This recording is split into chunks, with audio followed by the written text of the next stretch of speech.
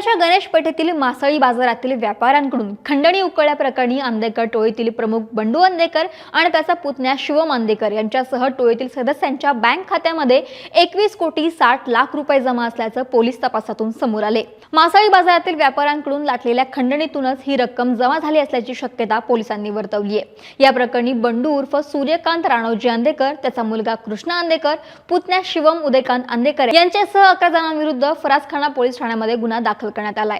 याबाबत एका व्यापाऱ्यानं याबाबत तक्रार दिली। अंधेकर टोळीतील संघटितरित्या व्यापाऱ्यांकडून 20 कोटी रुपयांहून अधिक खंडणी उकळली। जागा उपलब्ध करून देणं किंवा व्यवसायात सहकार्याच्या नावाखाली व्यापाऱ्यांना धमकावून ही खंडणी वसूल करण्यात आल्याचा आरोप तक्रारीमध्ये करण्यात आलाय। या गुन्ह्यात आरोपी बंडू अंधेकर आणि शिवम अंधेकरला पुणे न्यायालयामध्ये हजर करण्यात आलं होतं।